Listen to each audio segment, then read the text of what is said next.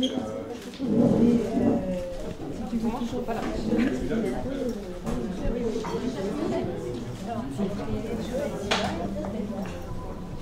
mesdames, messieurs, donc on va continuer par le vernissage de Dalila, dont les tableaux sont ici, en partie ici, et l'autre partie en haut. Voilà, Dalila qui est présente parmi nous.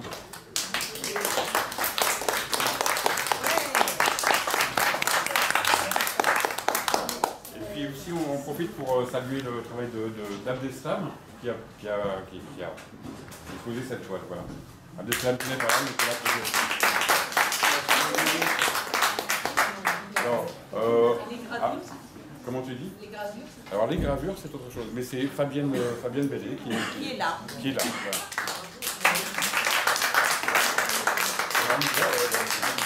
Fabienne Bellé, Marc Monnier là-bas. Il est là? Il n'est pas là. On peut l'applaudir quand même. Ça, je ne sais pas. C'est le même. Ah oui, c'est Abdeslam aussi, d'accord. Ouais, voilà.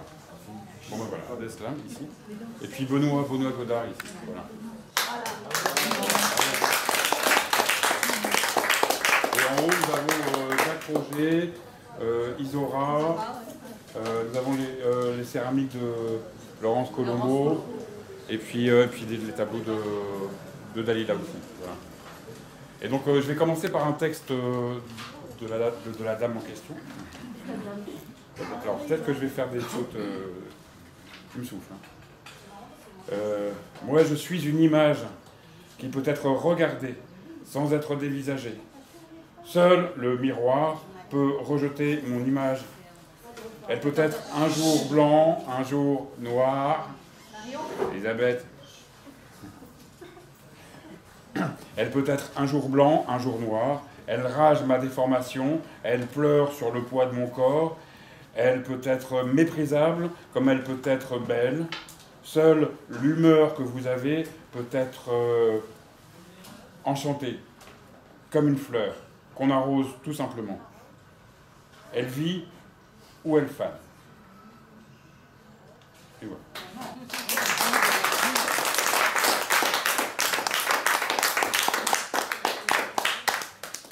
Voilà. Je vais continuer avec un poème de notre ami Dimitri qui est ici. Voilà. Donc vous savez, dans certains ateliers d'écriture, on a lancé le thème de l'ombre, et puis chacun a travaillé un petit peu sur le sujet. Donc l'ombre d'un doute, par Dimitri qui est là. Sans doute. Attends 2 secondes, Charlie. Alors Charlie, on t'attend. On va prendre l'ascenseur, non? Voler comme le condor. C'est bon, t'es arrivé. Alors, on y est. Le bénéfice du doute. C'est terrible de voir ce rivage sans remous et si sombre, alors que de loin, le retrait des rayons du soleil le masquait. En la voyant avec ses mains enchevêtrées dans ses cheveux, entre la volupté de mon regard fuyant et le réel qui me faisait penser, un doute envahit mon âme. Serais-je un mirage? Et non, bien au contraire. Nous ressentions la rage et le désir de nos corps rafraîchis par la tombée de la nuit. Et si la pénombre nous permettait de pouvoir mimer nos pensées, que ferions-nous? S'exalter devant la grâce de nos chairs nues ou de penser à la morale revêche et abrupte de la vie? Non et non, je désire nourrir nos convictions et non mourir sans les avoir assouvies. Alors, en regardant son corps maquillé entre le sable et le rivage, je me suis nourri de la pénombre des deux pour laisser mon imagination débordante aller à son gré. Le galbe de ses hanches me laissait perplexe, tout en intégrant l'ardeur de ma désinhibition. Voilà, perpétuelle. Désinhibition perpétuelle. Alors, après un tantra fulgurant et non malléable, j'ai repris tous mes sens. Ouf. Ce qui a pu me faire comprendre la réalité pour ne plus jamais sombrer dans le délire et l'élixir. Dieu nous a donné la pensée, alors ne soyons pas récalcitrants sur nos désirs, mais vivons-les pleinement, sereinement et sainement, sans avoir le bénéfice du doute. Pour aimer, il faut avouer son manque et reconnaître que l'on a besoin de l'autre, qu'il vous manque. Ceux qui croient être complets tout seuls, ou veulent l'être, ne savent pas aimer. Ils manipulent, mais ne connaissent de l'amour ni les risques, ni les délices.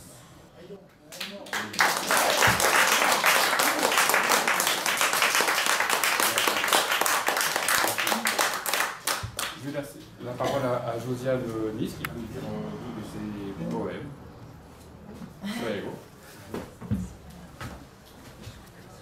Donc le premier s'appelle Crépuscule.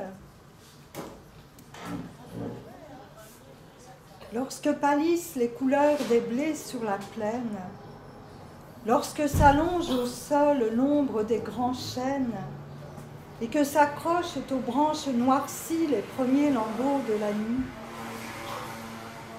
lorsque, désertant le zénith, l'astre du jour, en une dernière révérence vers l'horizon, s'incline, et que s'approchent en catimini les ténèbres assassines, lorsqu'effaçant d'un geste invisible la beauté des fleurs, les ombres furtives inscrivent sur la terre le deuil de l'ancien jour, voyez pourtant comme le ciel flamboie.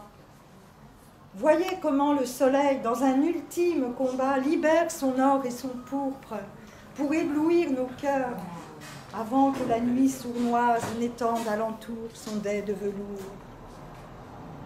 Et si vous le pensez vaincu, des hauteurs célestes à jamais disparues, lorsque la lune de sa blafarde clarté vient le détrôner, baliverne, voyez comment à l'aurore toujours il revient en vainqueur, portant comme une oriflamme ses couleurs par milliers. Voyez la nuit, devant sa lumière souveraine, s'enfuir en silence et baisser les armes. Et si survivent encore au sol quelques ombres efflanquées, ce ne sont que témoignages discrets de sa splendeur retrouvée. Voilà.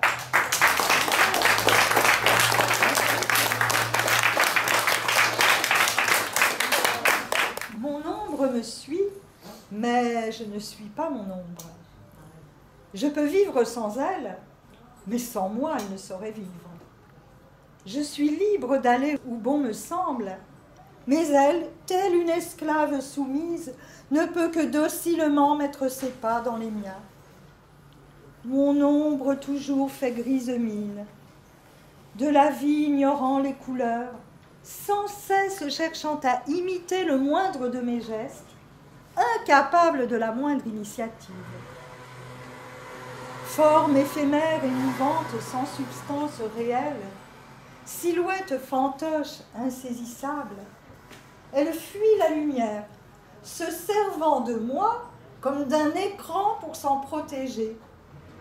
Mais ignore-t-elle que du soleil elle tire son existence et que lorsque survient la nuit, inexorablement au néant elle retourne? Condamnée à ramper sur le sol ou à raser les murs, c'est selon. Mon ombre ne sait ni sourire, ni aimer. De la vie, elle méconnaît les saveurs subtiles. Sourde à la musique, aveugle à la beauté, elle ignore tout de la joie d'exister par soi-même. Mon ombre me suit, mais je ne suis pas mon ombre.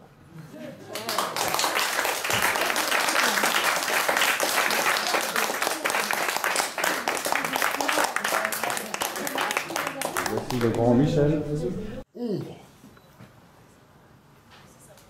Où te caches-tu, fidèle ami, toi qui ne me quittes pas? Lâcheras-tu un jour au-devant de mes pas?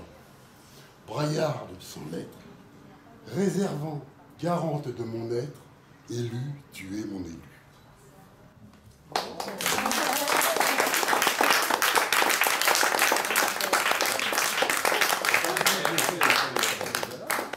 Voilà, il y a des sons là. Ah oui, d'accord. Quand même. Ombre. Ombre même. Ombre. Tout droit d'auteur réservé, moyennant finance, on peut s'arranger. Il n'y a pas de souci, hein.